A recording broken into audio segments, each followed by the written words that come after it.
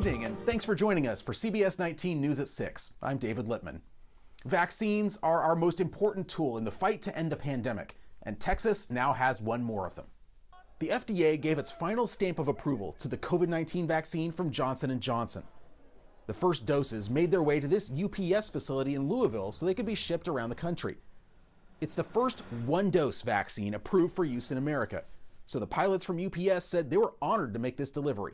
In the back of my mind, I do know that not all packages can save lives like this vaccine can. So for that aspect, it's definitely an amazing experience. Texas got 24,000 doses this week for its FEMA-operated sites in Dallas and Houston. This coming week, it'll have more than 200,000 doses for clinics statewide. Dr. Paul McGaha, the Smith County Health Authority, is one of the advisors who helps the state determine how many doses go to which providers. I spoke with him earlier about what the addition of 220,000 doses of Johnson & Johnson vaccine means for Texas.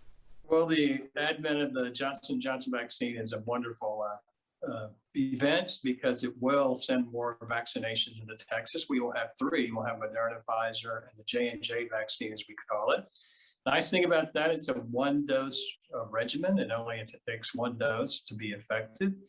And it does show that it is very effective, about 85% effective against preventing death and hospitalization. So that's significant. So we are looking forward to adding that to the many doses we're already receiving. When the expert panel is making its recommendations, obviously there are some facilities that can handle the cold storage of the Pfizer vaccine and some that can't. But otherwise, are there any demographic or socioeconomic considerations, or is it strictly this area has this amount of population so it gets the same percentage of the doses? Well, the nice thing about the Johnson & Johnson vaccine, it's not as late. Well, let me start again. The nice thing about the Johnson & Johnson vaccine is it's stable in the bottom half of the refrigerator, the normal cold of the refrigerator. And it's only a one-dose regimen. So that opens up a lot of doors for individuals who we feel are hard to reach, and only one dose would be needed and helpful. They wouldn't have to come back for the second dose. It'd be particularly good for rural communities, for individuals and groups who are receiving the vaccine, who are going out and giving it in homes to shut-ins and people like that. So it has a unique utility to it. And the additional doses, and they'll be ramping those up more and more each week. So complementary to Pfizer and Moderna. Next week, 800,000 doses will be going out of all three across the state. So we look for those numbers to continue to increase to where everyone who wants the vaccine can receive it. Are there many people who've gotten their first dose of the Pfizer or Moderna vaccine and then not come back for the second? Most people, after receiving that first dose of Moderna or Pfizer, are coming back. I mean, people want to complete that series. The first dose is very effective, but to be completely effective, they need that second dose. And today in Smith County, for example, at the local health department, Net Health, tomorrow rather, they will be giving more second doses. And those clinics have been very busy. They gave almost 1,200 second doses on Friday, as a matter of fact. Here in East Texas, we don't have the massive hubs like some of the biggest cities do. So would the J&J vaccine be a good fit for us, for our smaller clinics and pharmacies? You're exactly right. The J&J vaccine would be perfect for some pharmacies, for people who aren't mobile, who can't get to those sites, to give it to them since it's a one-dose regimen. And speaking of the bigger sites, I think our smaller sites have done well. I think in Smith County, East Texas, we've given probably over 60,000 doses now, which is very significant.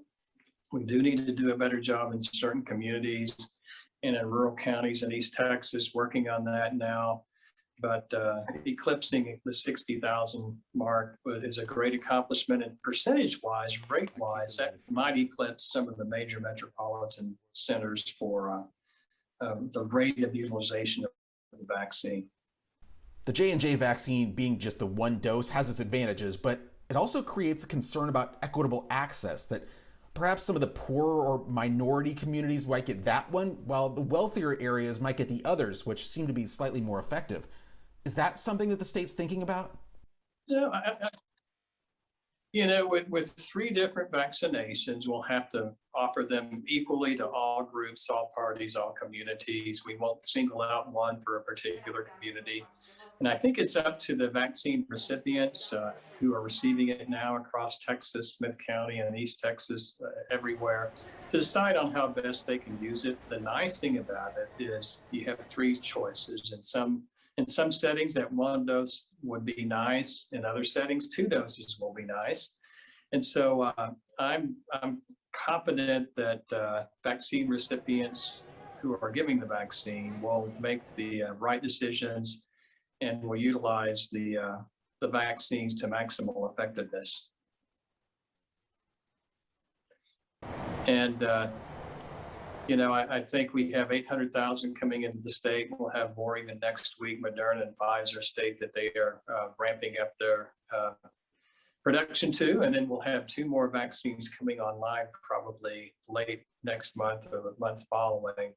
And so those are all very good signs too. And that coupled with the precipitous decline in cases and hospitalizations we're experiencing in Tyler, Smith County, Gregg County, and other East Texas venues. That's all good news, but we don't want to drop our guard. We want people to continue to be vaccinated. We want them to continue to practice the social distancing and masking moving forward. We do have a threat of those vaccine variants, which we've talked about before, those mutations, which could also come to our area and cause some problems. So we'll monitor it closely, and we're headed the right direction right now.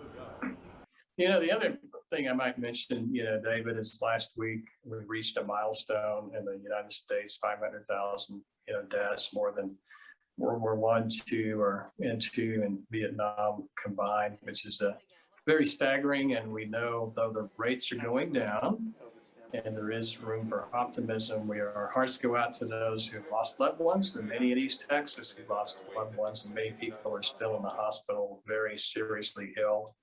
So our hearts go out to them, and they're our thoughts and prayers. We will just keep vaccinating as rapidly as we can to help prevent this and get this behind us moving forward. Obviously, pretty much everything stopped during the snowstorm. So has the state caught up as far as vaccinations, or how long do you think it will take to catch back up to where we would have been? I think we're catching up rapidly. You're right. There weren't many clinics going on the week of the winter storm, but last week a lot of entities are catching up rapidly, and mentioned Net Health with 1,200 doses administered last Friday, and those were second doses. That was a record high for them. I'd like for them and all the other centers to keep, UT Health Science Center, Boyce and Gregg County, to keep increasing their volumes, opening it up to more members of the community based on the state guidelines, and for us to not only catch up, but start expanding the vaccine utilization moving forward.